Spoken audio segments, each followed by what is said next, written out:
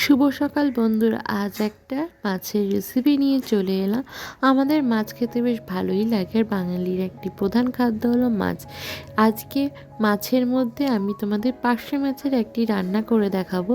এখানে পার্শে মাছ কাকা অনেকগুলোই নিয়ে এসছে, ভাবলাম তোমাদের আজকে পার্শে মাছের একটা নতুন রেসিপি করে দেখাই। তো চলো বন্ধুরা, দেখে নাও আজকে আমি পার্শে মাছের কি রান্না করছি। আজ তোমাদের পার্শে মাছের একটা সর্ষে দিয়ে ঝালের রেসিপি করে দেখাবো, যেটা কিন্তু খেতে অসাধারণ। আমার পার্শে মাছ ভাজা খেতেও খুব ভালো লাগে। তো চলো রান্নায় চলে যাই। এখন পার্শে মাছগুলোকে হলুদ আর নুন দিয়ে ভালো করে মাখিয়ে নিচ্ছি।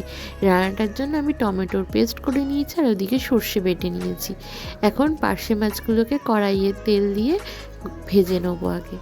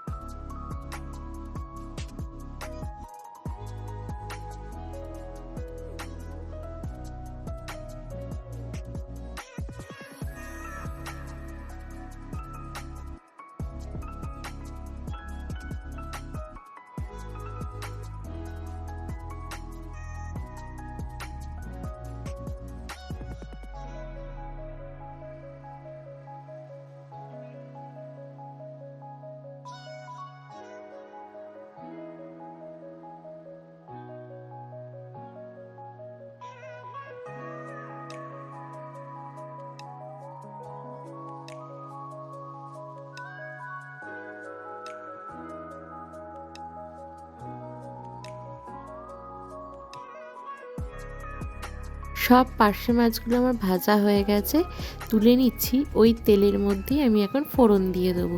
ফোড়নে দিচ্ছি কালো জিরে, টমেটোর পেস্ট, আর দিয়ে দিলাম কাঁচা লঙ্কা।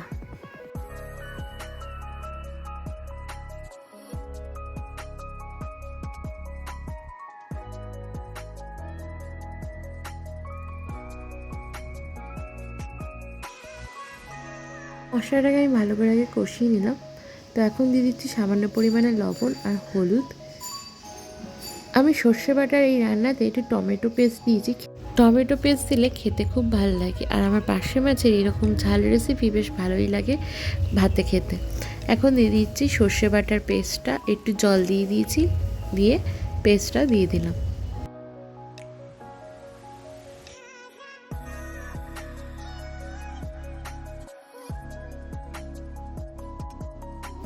আরও একটু জল দিয়ে দিলাম। এবার ভালো করে ফুটিয়ে নেব।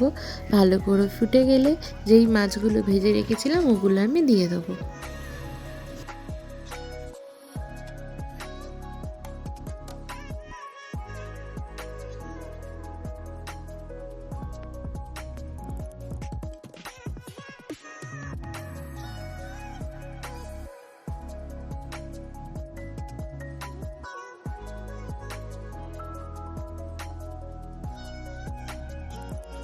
ভালো করে ফুটে গেছে, নামানোর আগে দিয়ে দিচ্ছি আমি এখন কাঁচা সর্ষের তেল।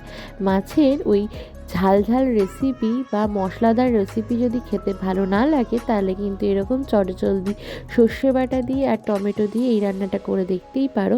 তো চলো চলে যাই এবার প্লেটিংয়ে।